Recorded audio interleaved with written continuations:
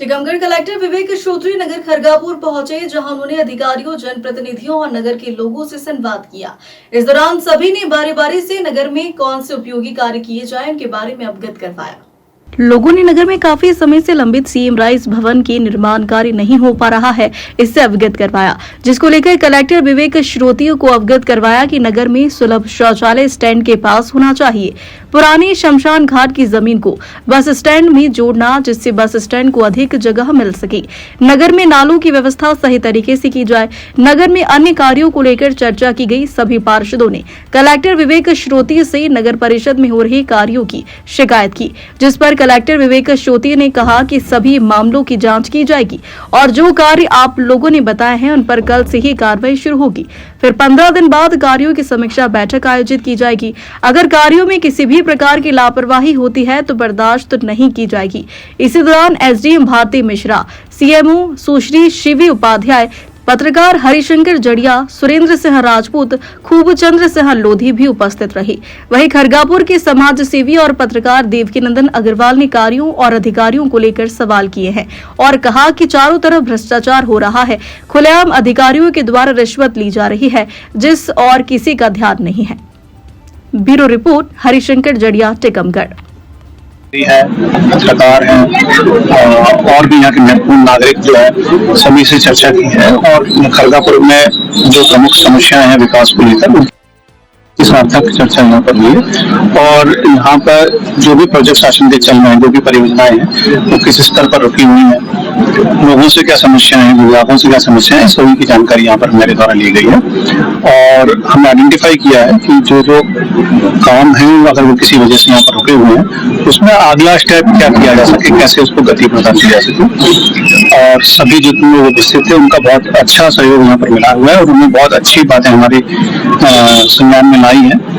जैसे कि बताया गया है कि जो अतिक्रमण से संबंधित इश्यूज हैं तो उनको मैंने तहसीलदार को बताया है, को बताया है कि उनको जो अतिक्रमण यहाँ पर अगर है तो उनको हटाया जाए। सीएम राइस का स्कूल का बताया गया है कि वो काफी दिनों से रुका हुआ है, तो उसके बारे में शासन स्तर पर जो फाइल है रिवाइज हुआ है उस पर मैं चर्चा करता हूँ, उसको जल्दी प्रयत्न करने का प्रयास करूँगा।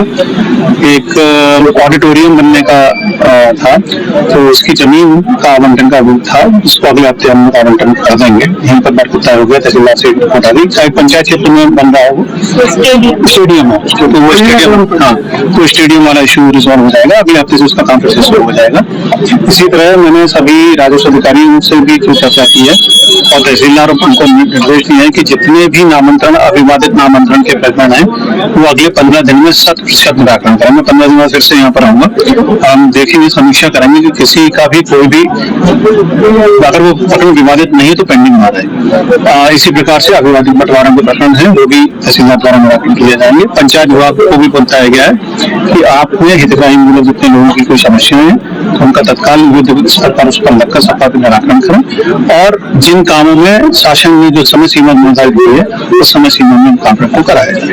आवास के नाम पर जी, आवास के नाम पर अभी आज की चर्चा में इस तरह का कोई मेरे को शिकायत प्राप्त नहीं हुआ है, लेकिन ये जरूर बताया कि इस बार आवास कम स्वीकृत हुई। मैंने निर्देश ये दिए हैं नगर पालिका अधिकारी को, आवास की पात्रता अगर रखता है और अगर उसकी स्वीकृति नहीं हुई है तो उस प्रस्ताव का पुनः परीक्षण करें और हमारे सामने लाएं। अगर कोई भी व्यक्ति जो किसी भी तरह से पात्रता रखता है उसको आवास की सुविधा मिलेगी।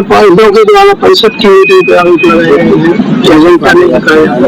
देखिए, परिषद की बैठक में एक लोकतंत्रात्मक व्यवस्था है, उसमें परिषद के सक्षम में वो लोग आपस में इसका निर्णय करेंगे। अभी उनकी बैठक होगी, उस बारे में कोई टिप्पणी नहीं कर सकते। जी, वो मेरे को जानकारी में कई जनप्रतिनिधियों ने लाया है, उन सबको आइडेंटिफाई किया गया है, उसमें प्रकरण दर्ज किए गए हैं, सख्ती से उनको हटाया जाए। अवैध कॉलोनी की पूरे जिले में हम लोग कार्रवाई कर रहे हैं और यहाँ पर भी अगर ऐसी कोई बात आती है तो यहाँ पर सक्षम अधिकारी जो है अनुभागीय अधिकारी राजेश में उनके यहाँ इस पर संज्ञान लेकर कार्रवाई की जाए। कभी भी क्षेत्र में आप लेकिन आवास में राकेश को बिजली आ रही है सारे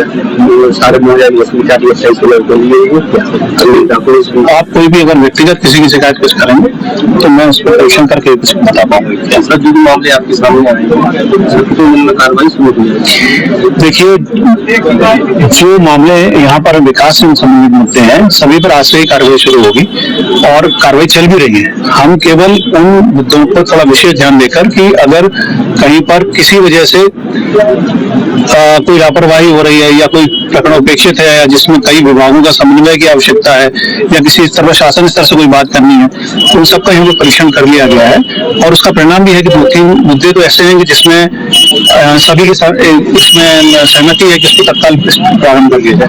यहाँ पे आप आए हैं कलेक्टर साहब के सामने, क्या आपने आवेदन दिया, क्या जानकारी है? खड़गपुर नगर पंचायत कार्यालय में पहली बार जिला कलेक्टर आए हुए हैं। मीटिंग हॉल में उन्होंने मीटिंग ली है।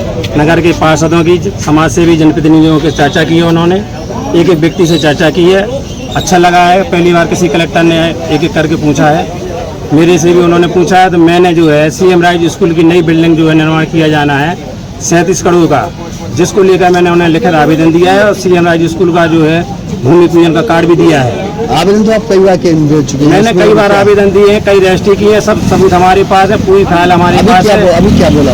अभी हाल उन्होंने तुरंत फोन लगाया है, शिक्षा विभाग को बात की है तो बुलाया, वो खड़गपुर के आसपास ही घूम रहा है, उसका टेंडर फिर से लगना है, उसके बारे में बात की जाएगी। हमारी हम कोशिश करेंगे। और आपने क्या बात रखी है? जैसे मैंने कहा है उनसे 23 करोड़ 88 लाख की नगर की पेयजल योजना है, जिसका भूमि पूजन हो गया 3 साल पहले।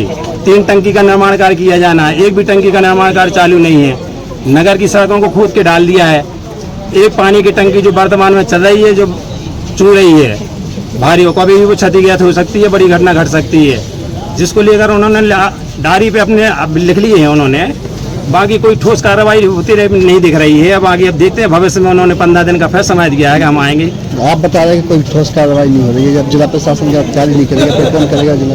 तो क्या है इसमें, जो जिम्मेदार होते हैं ना, जिम्मेदार होते हैं जनप्रतिनिधि अधिकारी, ये सब रिश्वत में लगे रहते हैं, भ्रष्टाचार में, धांधली में। उन्हें अपनी कमीशन से मतलब रहता है, उनकी कमीशन उन्हें मिल जाए, चाहे वो स्कूल बने या ना बने, बच्चन के ऊपर छत गिर जाए, उन्हें अपनी कमीशन से मतलब है नेतन का। हमारे जिला के नेता कोई नहीं है चुनाव जीतने के बाद, जनता के बीच में नहीं है, उतना भी जनता की सुनत है। उन्हें सब चुनाव के टाइम पर वोट मांगने के लाना फुर्सत मिला था अकेली, फिर नहीं आते जनता के बीच में। कोई आए तो उन्हें सुना है, सबूत दिखा है। यहाँ पर तो पूरी फाइल है CM राइज की, मैंने कितनी रजिस्ट्री की, कितने आवेदन दिए हैं। कोई बात तो करे, आगे बैठ के जनता के बीच में बैठ कर बात करे। हम बताने को तैयार, हम चैलेंज दे। आप किसकी लापरवाही मानते हैं? अरे इसमें जनप्रतिनिधियों की लापरवाही है, नेताओं की लापरवाही है। जो जिम्मेदार है, हर प्रकाश के लिए नेता जिम्मेदार होते हैं, जो जनता को जैसे हम वोट देते हैं। विभाग के कर्मचारियों के द्वारा क्या? विभाग के कर्मचारियों को तो भ्रष्टाचार करना ही है, उन्हें तो रिश्वत से मतलब है। उन्हें उनकी कमीशन चाहना, उन्हें अपनी, चाहे वह बिल्डिंग बने या ना बने।